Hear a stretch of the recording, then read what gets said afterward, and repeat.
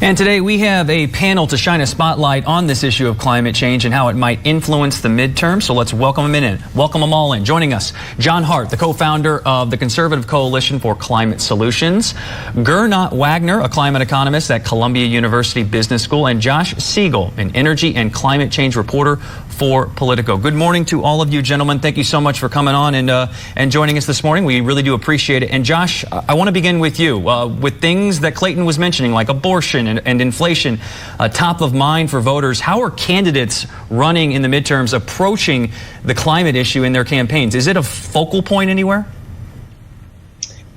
Yeah, no, I don't think it is directly in my coverage and candidates and lawmakers I'm talking to.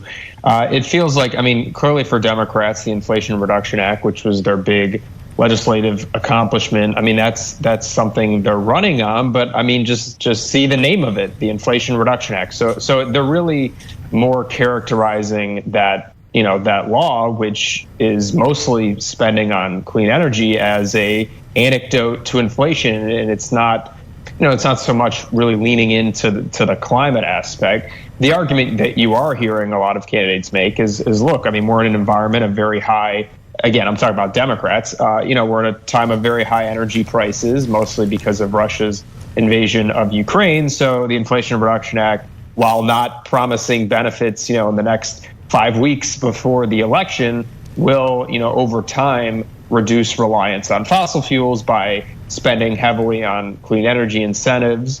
And by making that transition, you're less exposed to fossil fuel, global fossil fuel markets and global oil prices. And that's clearly the biggest factor on why we're having high gasoline prices here in the U.S. But yeah, as far as, as you mentioned at the outset, inflation is the dominant issue. There are others. You mentioned immigration, abortion. So I do think it is somewhat of a different kind of election where this level of inflation is hasn't happened in some time. So it's really you're not seeing kind of climate, in my mind, be as dominant, even as we're seeing more. We'll see here in the close. We're having obviously some major hurricanes that have hit, including in Florida. So maybe that changes the environment. You are seeing some Democrats again making the climate connection there.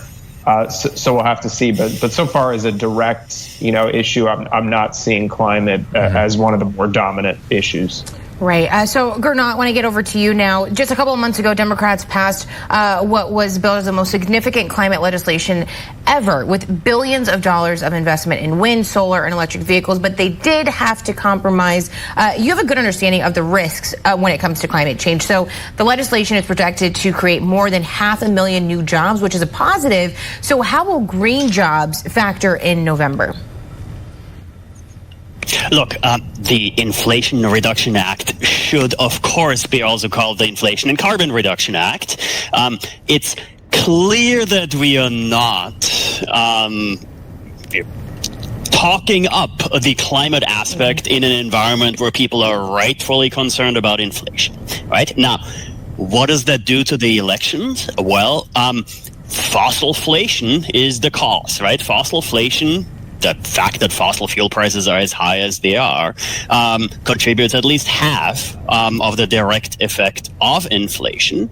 So getting off fossil fuel is the answer.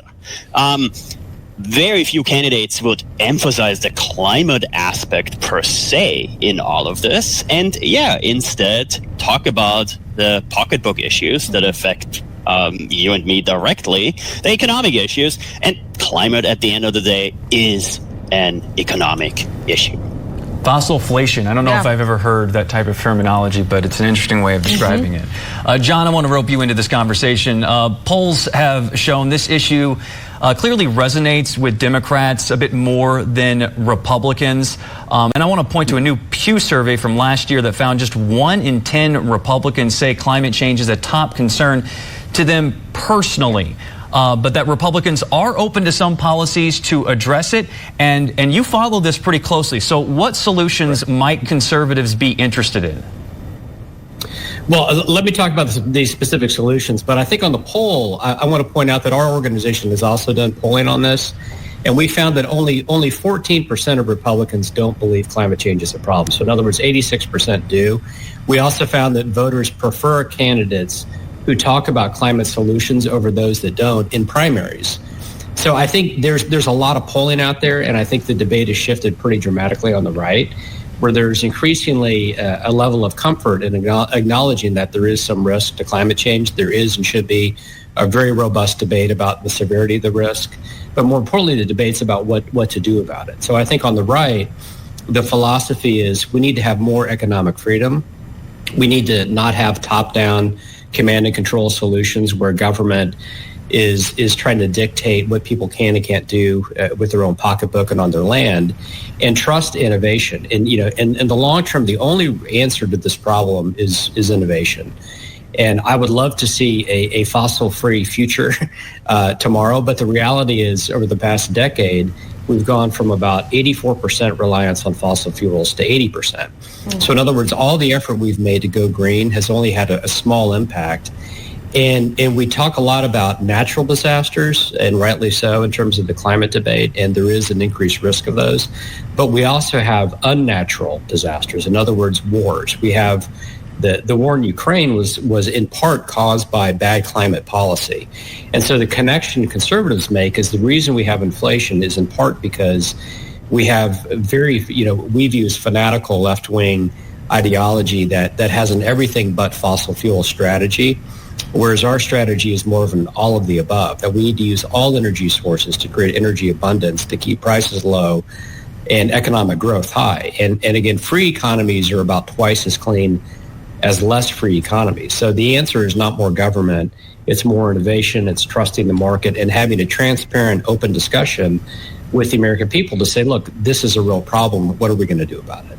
I'm glad you raised one point about it being a shift, not a light switch. Even Elon Musk, who runs Tesla, of course, has acknowledged the fact that you can't just shut off fossil fuels. There has to be some transition. Obviously, there's the workers involved in the industry as well. So there's not just some easy fix to that. So some definitely nuance to this discussion, which we will continue right after this break.